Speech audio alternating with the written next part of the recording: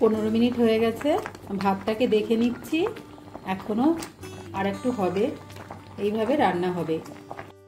নমস্কার বন্ধুরা, রুচি রান্না কিচেনে আপনাদের সবাইকে স্বাগত জানাচ্ছি। চলে এসেছি একটা নতুন পর্বে, নতুন একটা রেসিপির সঙ্গে।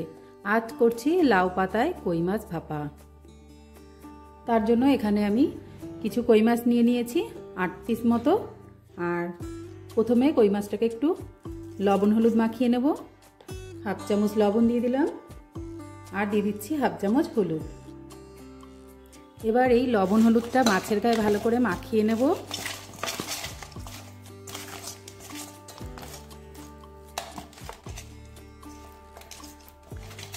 লবণ হলুদটা মাছের গায়ে মাখানো হয়ে গেছে।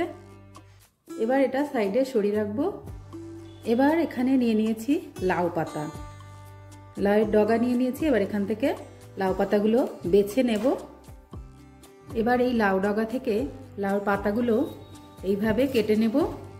এইভাবে পাতাগুলোকে বড় পাতা দেখে আলাদা করে নেব। প্রত্যেকটা ডগা থেকে আমি পাতাগুলোকে এইভাবে ছাড়িয়ে নিচ্ছি।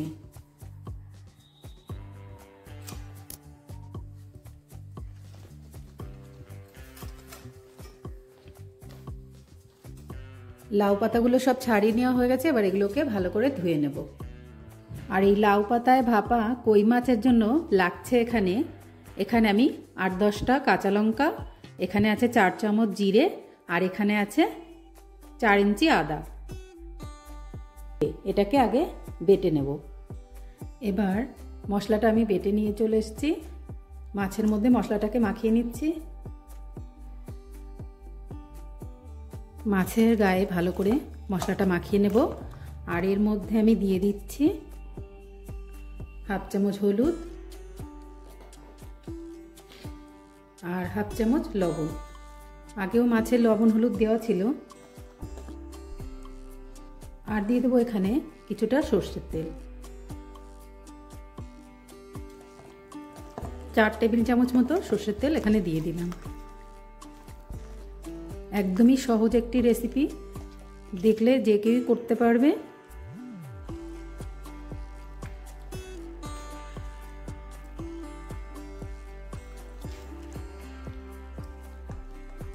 মাছের গায়ে মশলাটা মাখানো হয়ে গেল। এবার আমি একটি বোর্ড নিয়ে নিচ্ছি। আর এতে লাউ পাতাগুলো নিয়ে নেব।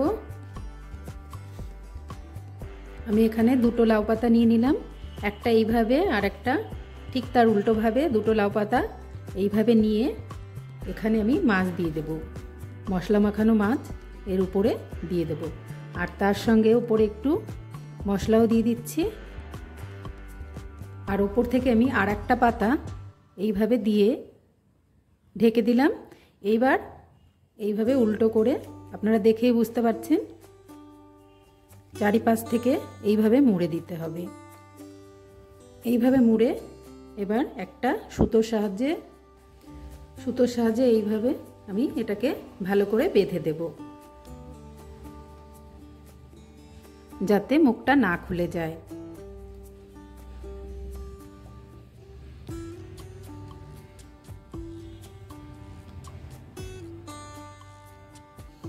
এইভাবে আর একটিও দেখিয়ে দিচ্ছি। একটি পাতা এইভাবে নিলাম,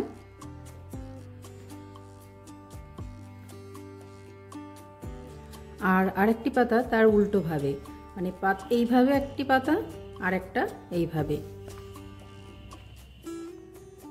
একইভাবে এর উপরেও আমি মাছ দিয়ে দেব।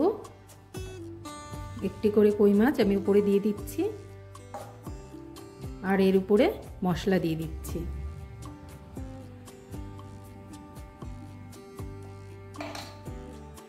আর উপরে আমি আরেকটি পাতা দিয়ে এইভাবে ঢেকে দিলাম।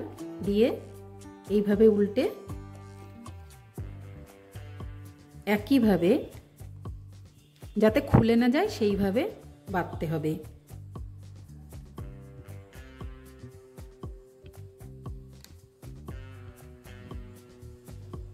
একদমই সহজ, এইভাবে একটু বাঁধতে পারলেই হবে।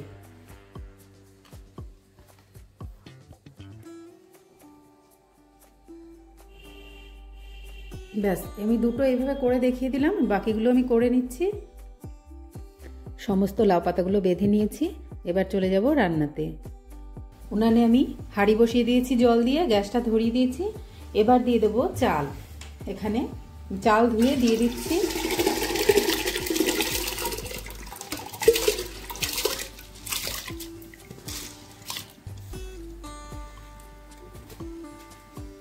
এখানে আমরা যে ভাতটা খাবো সেই ভাতের চালটা ধুয়ে হাঁড়িতে দিয়ে দিলাম। এবার ঢাকনা দিয়ে ভাতটাকে ঢেকে দিলাম।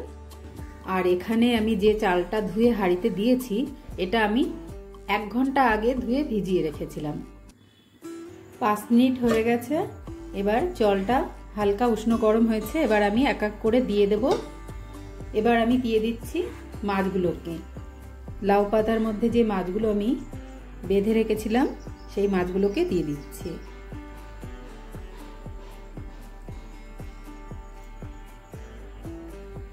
আর এইবার আমি ঢাকনা দিয়ে আবারও ঢেকে দিচ্ছি। এবার যতক্ষণ ভাতটা না হবে ততক্ষণ আমি এটা রান্না করে যাব। ভাতটা হয়ে যাওয়ার সঙ্গে সঙ্গে লাউ পাতায় কই মাছ ভাপাটাও হয়ে যাবে। এখন এইভাবে আমি রান্না হতে দেব। 10 মিনিট হয়ে গেছে।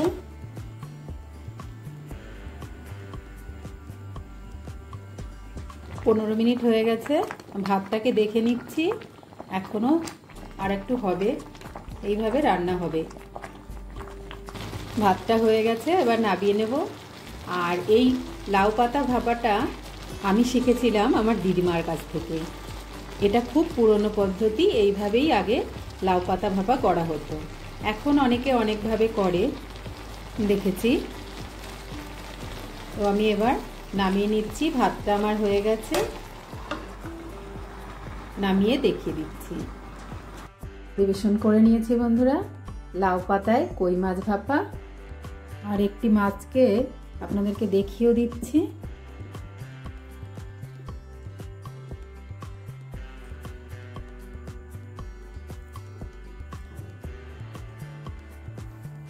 রেসিপিটি খুবই পুরনো, দিদিমার কাছ থেকে আমি শিখেছিলাম। আপনাদের যদি ভালো লাগে এইভাবে একবার বানিয়ে দেখতে পারেন। আশা করি আপনাদেরও ভালো লাগবে। রেসিপিটি যদি ভালো লাগে লাইক শেয়ার কমেন্ট করবেন। আর যদি নতুন কোনো বন্ধু হয়ে থাকেন তো চ্যানেলটা সাবস্ক্রাইব করে সঙ্গে থাকবেন। আজকের মতো এই পর্যন্ত। সবাই ভালো থাকবেন, সুস্থ থাকবেন। নমস্কার।